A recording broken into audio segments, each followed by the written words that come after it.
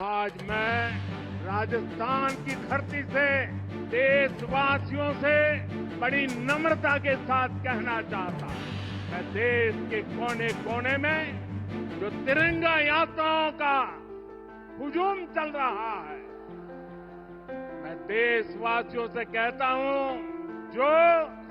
जो सिंदूर मिटाने निकले थे,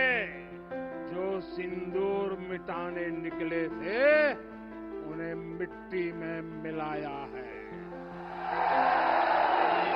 जो हिंदुस्तान का लहू बहाते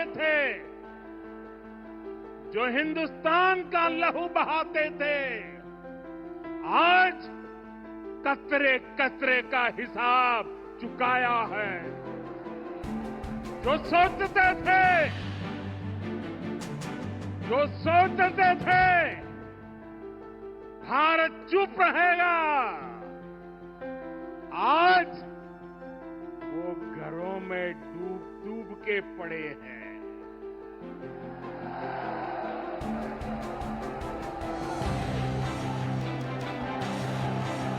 जो अपने हथियारों पर घमंड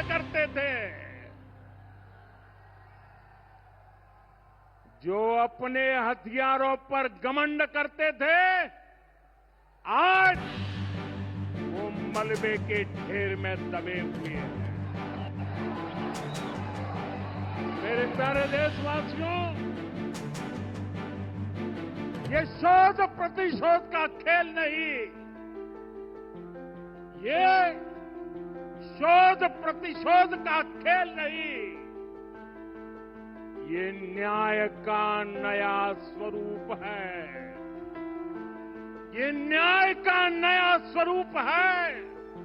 ये ऑपरेशन सिंदूर है। ये सिर्फ आक्रोश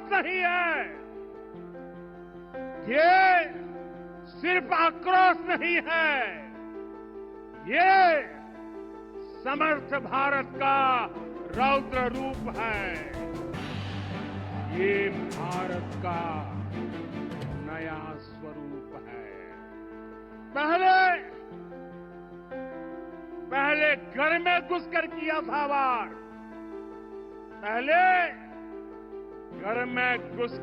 था वार, अब सीधे पर किया प्रहार है। आतंक का फन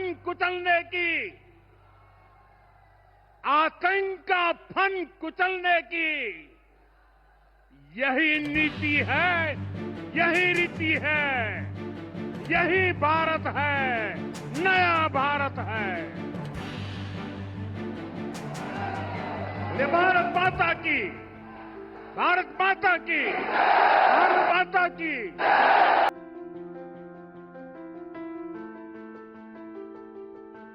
मातृभाषा में परीक्षा देकर टॉप करने वाले स्टूडेंट्स को मिलेगा मातृभाषा रत्न सम्मान, मिलेंगे इतने लाख रुपए। Madhya Pradesh medical science university ने मातृभाषा हिंदी को बढ़ावा देने के उद्देश्य से एक ऐतिहासिक निर्णय लिया है। अब यूनिवर्सिटी से संबद्ध मेडिकल और डेंटल कॉलेजों के छात्रों को हिंदी में परीक्षा देकर टॉप करने पर विशेष पुरस्कार और सम्मान प्रदान किया जाएगा। इस पहल के तहत मातृभाषा रत्न की उपाधि से सम्मानित किया जाएगा और विजेता को 2 लाख रुपए नगद पुरस्कार मिलेंगे ये अतिरिक्त पुरस्कार।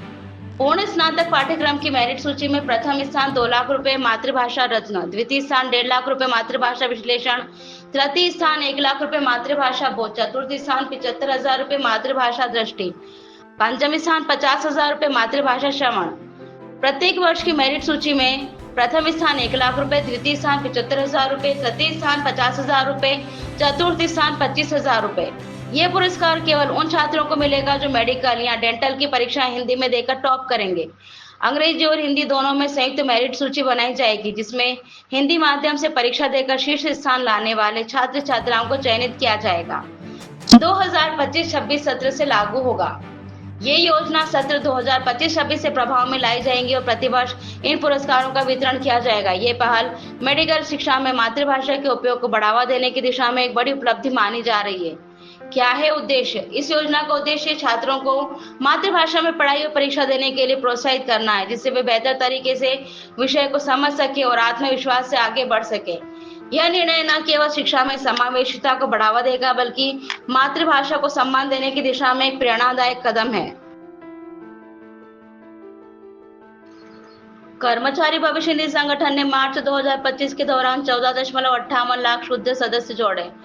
कर्मचारी भविष्य निधि संगठन ईपीएफओ ने मार्च 2025 के लिए अंतिम पैरोल डेटा जारी किया। इसमें 14.58 लाख सदस्यों की शुद्ध वृद्धि का खुलासा हुआ है। साल दर साल विश्लेषण से पता चलता है कि मार्च 2024 की तुलना में शुद्ध पैरोल परिवर्धन में 1.15% की वृद्धि हुई है। यह रोजगार के अवसरों में वृद्धि और कर्मचारी लाभों के बारे में बढ़ती जागरूकता को दर्शाता है। इसे कर्मचारी भविष्य निधि संगठन की प्रभावी आउटरीच पहलों से बल मिलता है। कर्मचारी भविष्य निधि संगठन पैरोल डेटा मार्च 2025 की मुख्य विशेषता इस प्रकार है। नए ग्राहक। कर्मचारी भविष्य निधि संगठन ने मार्च 2025 में लगभग 7.54 लाख नए ग्राहक नामांकित किए, जो फरवरी 2025 की तुलना में 2.03% की वृद्धि और मार्च 2024 में पिछले वर्ष की तुलना में 0.98% की वार्षिक वृद्धि को दर्शाता है। नए ग्राहकों में यह वृद्धि रोजगार के बढ़ते अवसरों, कर्मचारी लाभों के बारे में बढ़ती जागरूकता और कर्मचारी भविष्य निधि संगठन के सफल आउटरीच कार्यक्रमों के कारण हो सकती है। 18 से 25 आयु समूह पैरोल एडमिशन के प्रभुत्व आंकड़ों का एक उल्लेखनीय पहलू 18 से 25 आयु वर्ग का प्रभुत्व है। 18 से 25 आयु वर्ग में 4.45 लाख नए ग्राहक जुड़े, जो मार्च 2025 में जोड़े गए नए कुल ग्राहकों का 58.94% है।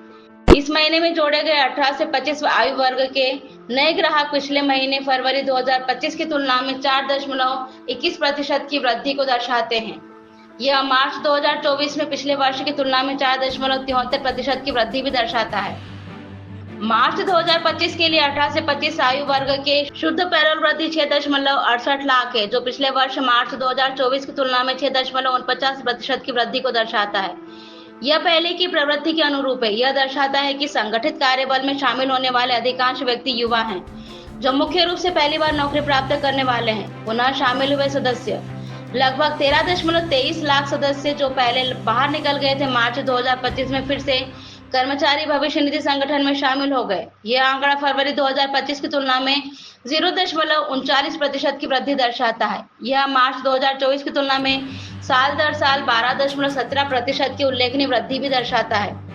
इन सदस्यों ने अपनी नौकरी बदल ली और कर्मचारी भविष्य निधि संगठन के दायरे में आने वाले प्रतिष्ठानों में फिर से शामिल हो गए। अंतिम निपटान के लिए आवेदन करने के बजाय उन्होंने अपने संचय को स्थानांतरित करने का विकल्प चुना। इस प्रकार दीर्घकालिक वित्तीय और अपनी सामाजिक सुरक्षा संरक्षण का विस्तार किया। महिला सदस्यता में वृद्धि। मार्च 2025 में लगभग 2.08 लाख नई महिला ग्राहक कर्मचारी भविष्य निधि संगठन में शामिल हुई। यह फरवरी 2025 के पिछले महीने की तुलना में 0.18% की वृद्धि को दर्शाता है। यह मार्च 2024 की तुलना में 4.18% की साल दर साल वृद्धि भी दर्शाता है।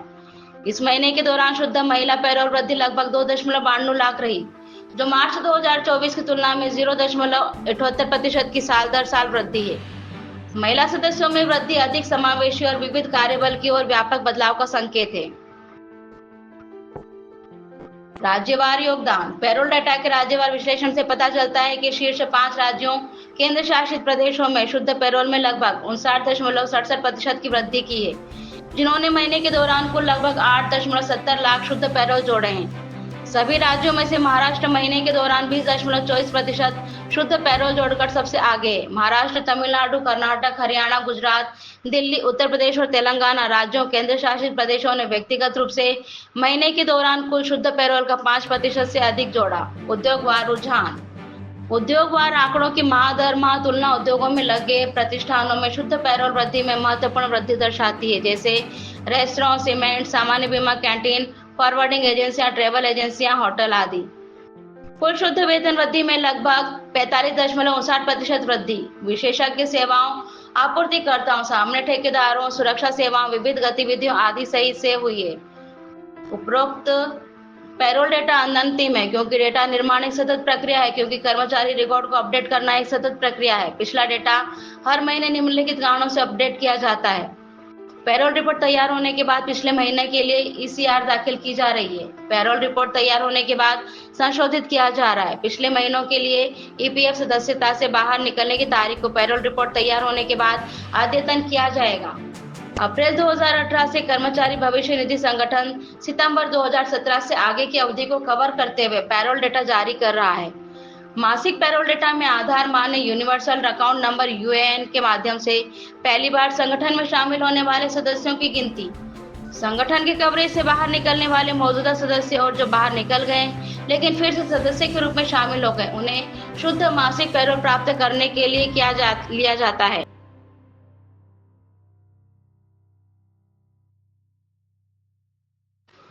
इंदौर में निशानेबाजी सिखाने के बहाने मोहसिन खान ने 10 हिंदू लड़कियों के साथ किया रेप। आरोप है कि वह हिंदू युवतियों को जबरदस्ती नॉनवेज खाने और पूजा पाठ से दूर रहने का दबाव बनाता था। उसके मोबाइल से 10 अलग अलग युवतियों के आपत्तिजनक वीडियो बरामद हुए। महू की प्रजापत मोहल्ला निवासी मोहसिन खान अन्नपूर्णा क्षेत्र के सिल्वर ऑक्स कॉलोनी के ड्रीम ओलंपिक शूटिंग एकेडमी का संचालन कर रहा था। मंगलवार को मल्हारगंज क्षेत्र निवासी एक युवती ने उसके खिलाफ छेड़छाड़ का केस दर्ज कराया था। निशानेबाजी सीखने गई युवती को मोहसिन ने राइफल पकड़ने का तरीका बताने के बहाने गलत ढंग से छुआ। विरोध करने पर उसको धमकाया तो पीड़िता ने एकेडमी आना छोड़ दिया। इसके बाद बाकी पीड़िताएं भी सामने आई। एक और युवती ने भी रिपोर्ट दर्ज करवाई। उसने बताया वह मोहसिन की एकेडमी में रिसेप्शनिस्ट थी। उसका आरोप है कि मोहसिन द्विअर्थी बातें करता था। एकेडमी के नीचे ही उसका फ्लैट है। बहाने से वो फ्लैट में बुला लेता था। निशानेबाजी सीखने वाली युवतियों को उसके करीब लाने का दबाव बनाता था।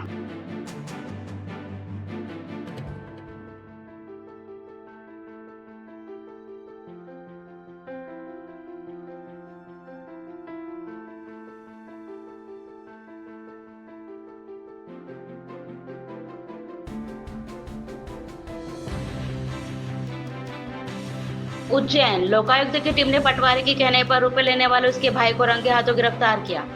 पटवारी ने जमीन सीमांकन के लिए 44,000 रुपए की रिश्वत की मांग की थी। सौदा तय होने पर फरियादी गुरुवार को आरोपी के पास रिश्वत लेकर पहुंचा। यहीं पर लोकायुक्त की टीम ने आरोपी को रिश्वत लेते गिरफ्तार कर लिया। ग्राम निपानिया सुनानिया के राकेश चावड़ा के पास 22 बीघा जमीन है। करीब 15 दिन पहले उसने जमीन की सीमांकन के लिए आवेदन किया था। इस पर पटवारी क्षेत्र के पटवारी प्रियंका चौहान ने 2,000 रुपए प्रति बीघा के मान से 44,000 रुपए रिश्वत मांगी। इसके बाद राकेश ने पटवारी से बात की तो 35,000 रुपए सौदा देने का तय हुआ। पटवारी ने कहा 35,000 भाई अभिषेक मालवी की भैरवगढ़ पर हार्डवेयर की दुकान पर देने के बाद सीमांकन की बात कही गई। चावड़ा ने 14 मई को लोकायुक्त उज्जैन में शिकायत कर दी। इसके बाद गुरुवार शाम चावड़ा ने 35,000 रुपए ले जाकर अभिषेक को दिए तो वहां पहले से मौजूद लोकायुक्त निरीक्षक राजेंद्र वर्मा और उनकी टीम ने अभिषेक को रंगे हाथों गिरफ्तार कर लिया। लोकायुक्त निरीक्षक राजेंद्र वर्मा ने बताया कि रिश्वत के मामले में महिला पटवारी प्रियंका चौहान सहित उसके भाई अभिषेक मालवी को भी आरोपी बनाया गया है। अभिषेक को हिरासत में लिया था लेकिन उसकी बहन अभी भी फरार हो गई है। खतरे में थी 227 यात्रियों की जान, लेकिन पाकिस्तान ने नहीं इस्तेमाल करने दिया air space. Delhi Srinagar flight Indigo flight 6E2142 की बुधवार को टर्बुलेंस की चपेट में आने के बाद श्रीनगर एयरपोर्ट पर इमरजेंसी लैंडिंग करानी पड़ी थी। इस दौरान विमान के पायलट ने टर्बुलेंस से बचने के लिए Lahore air traffic control ATC से कुछ समय के लिए पाकिस्तानी हवाई क्षेत्र के उपयोग की इजाजत मांगी, लेकिन उसने इसे अस्वीकार कर दिया।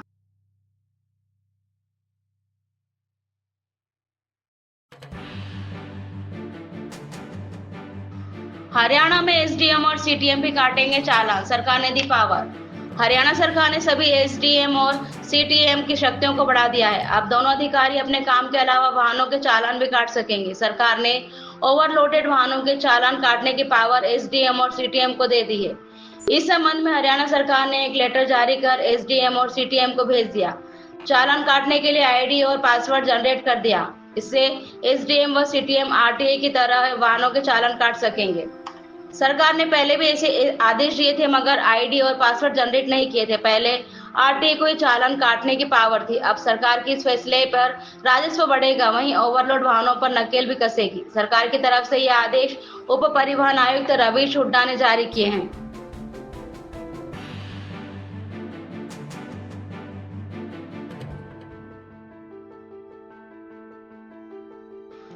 नीट पीजी 2025 अब नहीं छुपेगा फीस स्ट्रक्चर, सुप्रीम कोर्ट का बड़ा फैसला, विश्वविद्यालयों को करना होगा ये काम। नीट पीजी 2025 के उम्मीदवारों को सुप्रीम कोर्ट से बड़ी राहत मिली है। कोर्ट ने सभी निजी और डीम्ड यूनिवर्सिटी को आदेश दिया है कि वे काउंसलिंग शुरू होने से पहले ही फीस स्ट्रक्चर का खुलासा करें। इसमें ट्यूशन, हॉस्टल, कॉशन डिपॉजिट और अन्य चार्जेस शामिल होंगे। इसमें छात्रों को पारदर्शिता मिलेगी और सीट ब्लॉक जैसी गड़बड़ियों पर लगाम लगेगी। सुप्रीम कोर्ट ने मेडिकल पीजी में सीट रोकने की बढ़ती समस्या पर चिंता जताई है। कोर्ट ने सभी निजी और डीम्ड विश्वविद्यालयों को निर्देश दिया है कि वे काउंसलिंग शुरू होने से पहले ही अपनी पूरी फीस की जानकारी सार्वजनिक करें। इसमें tuition fees, hostel charge, caution deposit और बाकी सभी तरह की फीस शामिल होनी चाहिए। आइए जानते हैं सुप्रीम कोर्ट ने कहा और अब आगे क्या होगा। सुप्रीम कोर्ट ने क्या कहा, यह फैसला जस्टिस JB पारदीवाला और जस्टिस R महादेवन की पीठ ने 29 अप्रैल को सुनाया। कोर्ट ने कहा कि सीट ब्लॉक करने से असल में कितनी सीटें उपलब्ध है यह सही तरीके से पता नहीं चलता। इससे मेधावी छात्रों को नुकसान होता है और एडमिशन प्रक्रिया में पारदर्शिता खत्म हो जाती है। कई बार ऐसा भी होता है कि सीटें योग्यता की बजाय किस्मत के आधार पर भर जाती है। रेगुलेटरी बॉडी को लेकर भी बात, कोर्ट ने साफ कहा है कि सीट ब्लॉक करना सिर्फ गलत काम नहीं बल्कि यह सिस्टम की कमजोर नीतियों, पारदर्शिता की कमी और सही निगरानी की कमी को दिखाता है। हालांकि रेगुलेटरी बॉडी जैसे NMS नेशनल मेडिकल कमीशन इस पर रोक लगाने की कोशिश कर रही है और तकनीकी उपाय भी किए गए हैं, लेकिन अब तक यह पूरी तरह से रोका नहीं जा सका। सुप्रीम कोर्ट का मानना है कि इस समस्या से निपटने के लिए केवल नीति नहीं बल्कि सिस्टम में बड़े बदलाव, तकनीकी में सुधार और राज्य तथा केंद्रीय स्तर पर सख्त निगरानी की जरूरत है। कोर्ट ने यह भी कहा, हर कॉलेज को काउंसलिंग से पहले फीस का खुलासा करना होगा। केंद्र सरकार को एक फीस नियंत्रण प्रणाली बनानी चाहिए जो NMSC के तहत चले। सीट रोकने जैसे मामलों पर सख्त सजा दी जानी चाहिए, जैसे सिक्योरिटी डिपॉजिट जब्त करना, छात्रों को भविष्य की नीट पीजी परीक्षाओं के लिए अयोग्य घोषित करना, कॉलेज को ब्लैकलिस्ट करना आदि। ये फैसला उस याचिका पर आया जिसमें उत्तर प्रदेश सरकार और मेडिकल शिक्षा महानिदेशक लखनऊ ने इलाहाबाद हाई कोर्ट के 2018 के एक पुराने आदेश को सुप्रीम कोर्ट में चुनौती दी थी।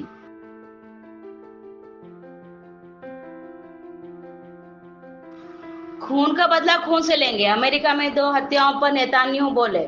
अमेरिका के वॉशिंगटन में गुरुवार को यहूदी म्यूजियम के पास इजरायली दूतावास के 2 कर्मचारियों की गोली मारकर हत्या कर दी गई। पुलिस ने बताया कि संदिग्ध को हिरासत में लिया गया है, जो कि पकड़े जाने पर फिलिस्तीनी की आजादी से जुड़े नारे लगा रहा था। मारे गए लोगों में एक महिला भी शामिल है। अमेरिका ने इसे आतंकी हमला बताया है और इजराइल के प्रधानमंत्री बेंजामिन नेतन्याहू ने भी इस हमले पर कड़ी प्रतिक्रिया की। इजराइल के PM नेतन्याहू ने अमेरिकी अटॉर्नी जनरल पाम बॉन्डी से बात की और इजरायली दूतावास के कर्मचारियों की हत्या पर अमेरिकी प्रशासन के सामने अपनी नाराजगी जाहिर की है।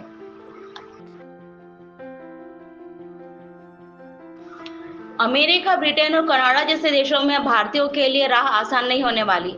हाल के वर्षों में इन देशों में विदेशी छात्रों, विशेषकर भारतीय छात्रों के लिए नौकरी के अवसरों में भारी गिरावट देखी गई है। यहाँ नौकरी पाना आसान भी नहीं है, खासकर उन भारतीय छात्रों के लिए जो बेहतर अवसरों की तलाश में संयुक्त राज्य अमेरिका, कनाडा और UK जैसे देशों में जाने की योजना बना रहे हैं। गुरुग्राम स्थित उद्यमी राजेश साहनी GSF एक्सेलेरेटर के संस्थापक और CEO ने चेतावनी दी है कि अंतर्राष्ट्रीय छात्रों के लिए अब इन देशों में नौकरी के लिहाज से हनीमून अवधि समाप्त हो रही है। राजेश साहनी ने एक से पूर्व में ट्विटर पोस्ट में लिखा कि अंतर्राष्ट्रीय छात्रों के लिए USA, कनाडा और UK में कोई नौकरी नहीं है। हनीमून खत्म हो गया है। माता पिता को महंगी शिक्षा पर करोड़ों खर्च करने से पहले 2 बार सोचना चाहिए। मध्य प्रदेश में भोपाल के बाद अब इंदौर में लव जिहाद आ गया। निशानेबाजी एकेडमी चला रहा था मोहसिन, उसने तो 100 से ज्यादा लड़कियों के साथ वीडियो बना लिए। देखिए, लव जिहाद बहुत गंभीर मसला है और लव जिहाद केवल भोपाल या मध्य प्रदेश में नहीं बल्कि लव जिहाद सुनियोजित षड्यंत्र है। और ये जो लव जिहादी इस्लाम के कुछ कट्टरपंथी लोग हैं वो जानबूझकर हिंदू बहन बेटियों को निशाना बनाकर, चाहे वो अपना निशानेबाजी का हो, चाहे क्लब हाउस हो या जो हेल्थ क्लब हैं उनमें हो या स्कूल और कॉलेज हो, टारगेटेड हिंदू बहन बेटियों को किया जाता है और उनको बहला फुसलाकर फेसबुक पर नाम बदलकर बड़ी बड़ी गाड़ियों में शांत होकर बड़े बड़े होटलों में चाय नाश्ता डिनर पार्टी करा के और हिंदू बनकर उनको फंसाकर फिर जब उनके वीडियो और ये सब बनाकर फिर उनको इमोशनली ब्लैकमेल करते हैं और उसके कारण कई बहन बेटियां तो सामने भी नहीं आती हैं। लेकिन ये बहुत बड़ा पाप है, बहुत घिनौना कृत्य है। भारत के अंदर ये सुनिश्चित तरीके से किया जा रहा है। मध्य प्रदेश सरकार ने भी इस पर जांचें शुरू कर दी हैं और जहाँ अपराधी हैं और अपराधियों के तार जिन जिन से भी जुड़े हैं, कौन कौन इसके पीछे फंडिंग कर रहा है, पता चला लड़का तो फटीचर है, घर में खाने को दाने नहीं है, रहने का ढंग का मकान नहीं है, माँ बाप कोई काम नहीं करते और वो 3-3, 4-4 लाख की गाड़ी इस्तेमाल कर रहा है, 50-50 लाख का उनके खातों से ट्रांजैक्शन शो हो रहा है। तो ये सारी बातों को सरकार ने बहुत गंभीरता से लिया है और हिंदू समाज से भी मैं अपील करूंगा कि सरकार के बलबूते पर इस समस्या का समाधान नहीं होगा, बल्कि हिंदुओं को भी इस समस्या के समाधान के लिए रिएक्ट करना पड़ेगा, मैदान में आकर लड़ना पड़ेगा, अपनी बेटियों को समझा देना पड़ेगा, स्कूल और कॉलेजों पर भी हमें नजरें रखनी पड़ेगी और जैसे को तैसा जवाब देने के लिए हिंदू को भी तैयार होना पड़ेगा।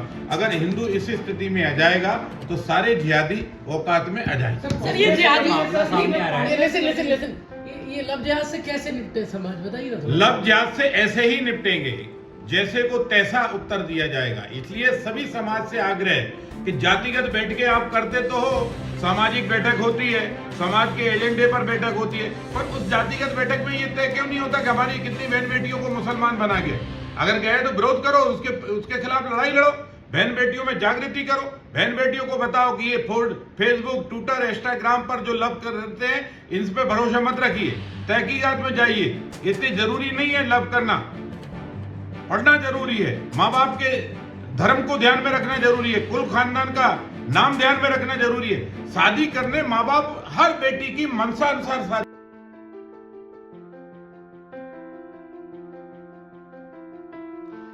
जोधपुर में सिविल इंजीनियरिंग की परीक्षा में चीटिंग, कैलकुलेटर के कवर पर थे नोट्स।